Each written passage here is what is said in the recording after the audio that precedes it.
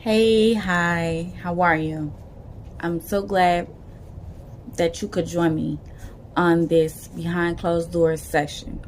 And for those of you who don't know, behind closed doors is a safe haven where you are more than safe and secure to express and discuss any trauma or traumatic events, whether present or past, that have affected you or a woman near and dear to you, whether it was your sister, your daughter, your cousin, the list goes on. You get it. In today's session, we're going to discuss, or I want to discuss, the conviction in the case of Tory Lanez and Meg Thee Stallion. So let's get into it. Let's talk about it.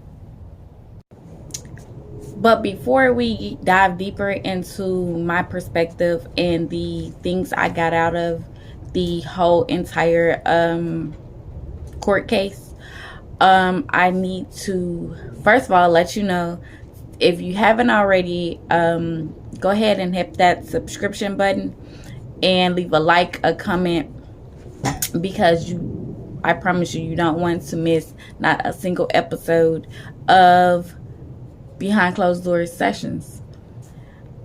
And so I also like just have to get this disclaimer out the way before I forget.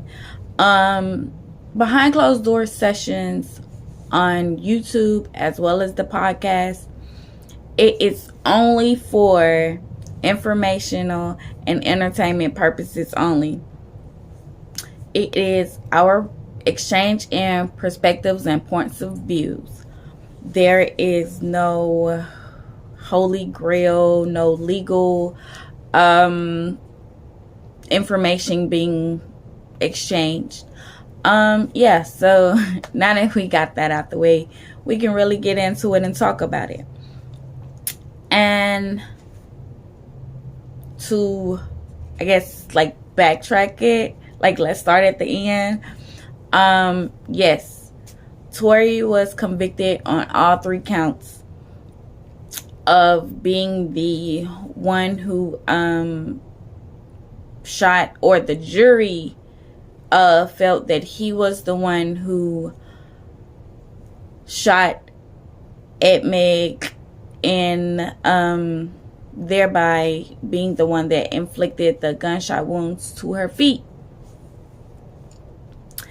And as a women's advocate, as a domestic violence advocate as well, I'm going to take this time right here, right now, and say no form of domestic violence, man against woman, woman against man, verbal, physical, emotional, financial, none of that is ever and will be ever okay. Ladies, we can't be putting our hands on men. Men damn sure don't supposed to be putting their hands on women or using a weapon to inflict harm on women. Vice versa with us ladies. Verbal abuse is never okay either. Verbal abuse is never okay either. Hate to say it. But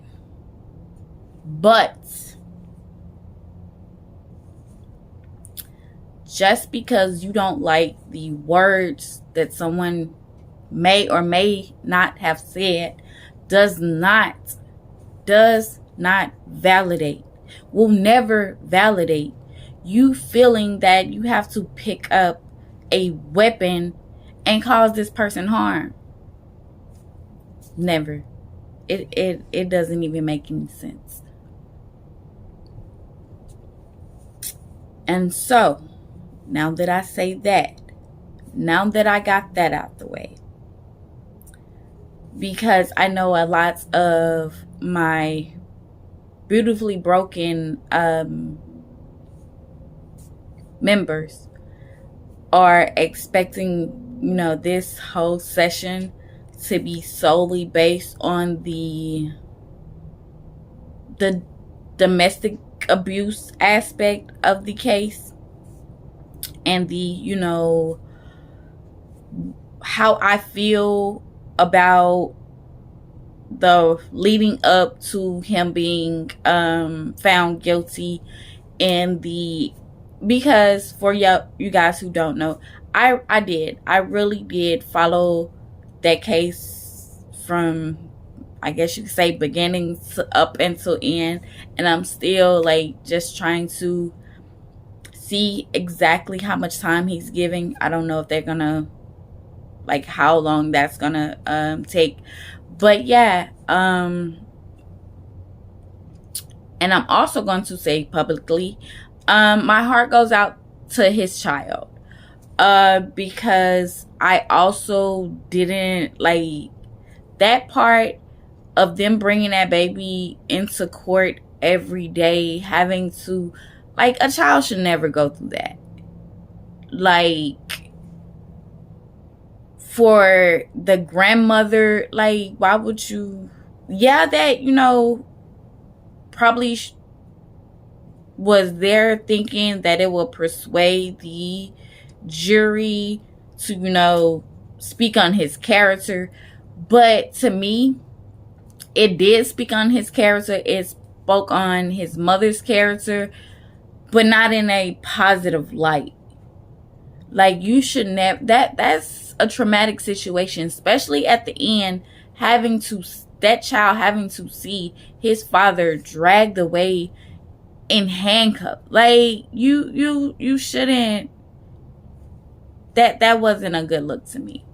And again, this is just my point of view. That part wasn't a good look to me. I didn't like that. But now, back to what I was saying. As far as that issue goes, yeah. That's really all I want to say. This is, like, I guess this is the reverse part. Like, that's not what this session is about. Yeah, he's found guilty.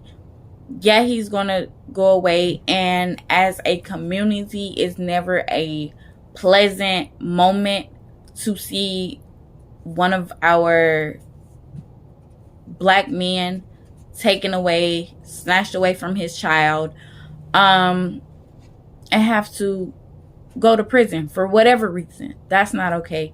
But just like that's not okay, it's not okay for our women to be victimized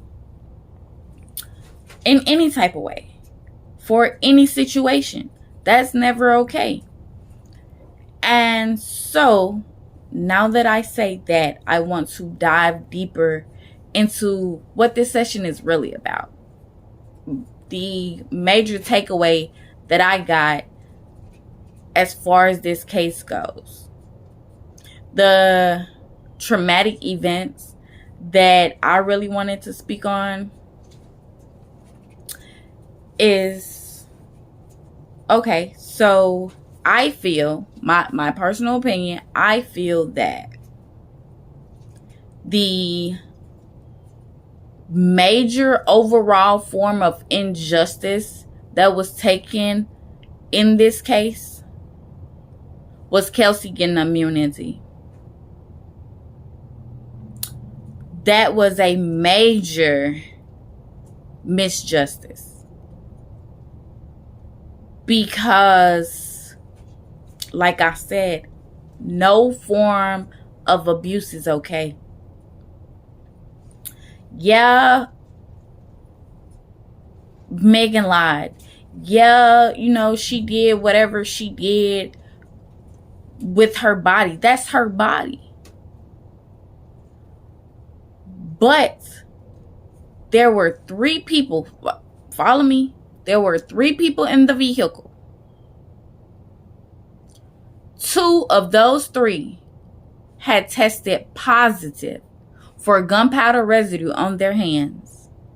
2, not just 1, 2 had tested it positive. And for those of you who were like, okay, and in a court system,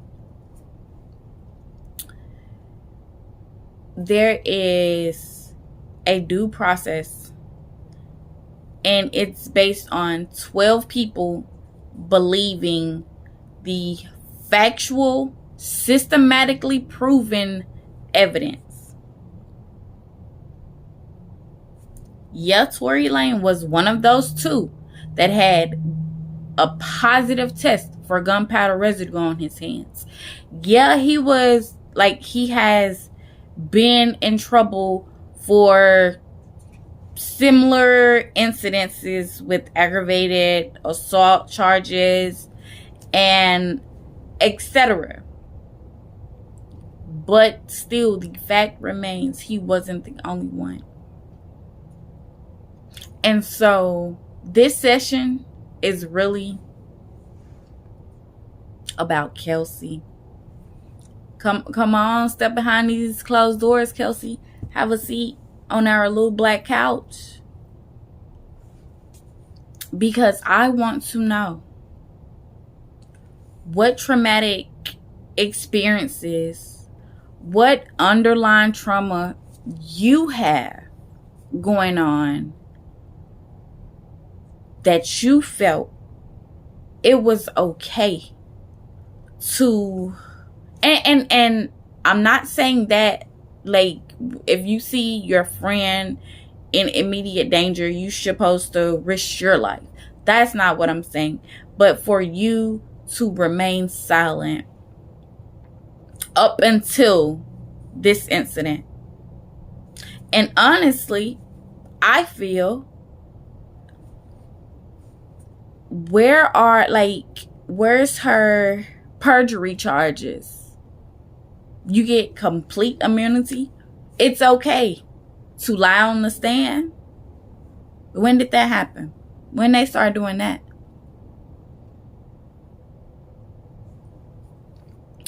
And I made a short video a couple weeks ago, a month or so ago, about the Shanquilla Robinson and what happened to her.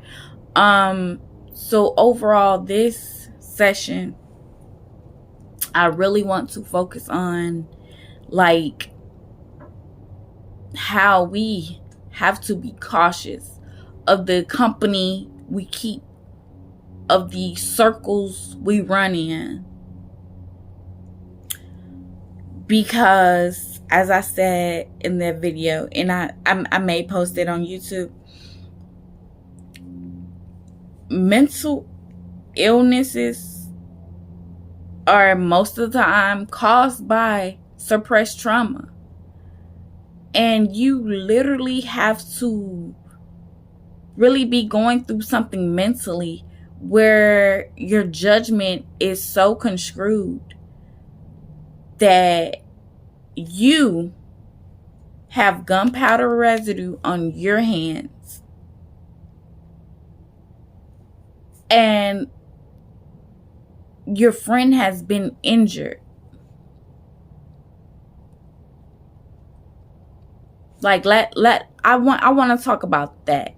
Like, I want everybody to, like, leave your point of view in the comments below. Like, let's really discuss this aspect of it. Again, yeah, we know the domestic violence, and yeah, you know, Meg supposedly had her flaws. Everyone does. And honestly, I also want to go ahead and take this time to publicly thank Megan for being in a sort of case, a sacrificial lamb, because most people didn't believe her. Most people objectified her and invalidate her abuse due to her past and what she may and may have not done with who she may and may have not done it with. That doesn't matter. That lady used her voice, used her platform to go against the grain. A lot of people, like, she spoke out. She used her voice to say, hey, I was injured and this happened to me and that happened to me. And I salute her. I do. Hats off to you. But as far as Kelsey, again, I'm not a psychiatrist, but sweetheart, you need to go have a seat and do some work within. How do you feel that that's okay? How are you rationalizing your behavior, your actions leading up to your friend being injured? And I guess, like, you think this is a win for you because you got full immunity. Yeah, that to me, that's the major injustice of the whole case. Because with Meg being the only one injured, I don't feel that Tory should have been the only one being convicted. And again, that's just my spiel. That's my take on it. Let me know how you feel in the comments below. And again, we can talk about it.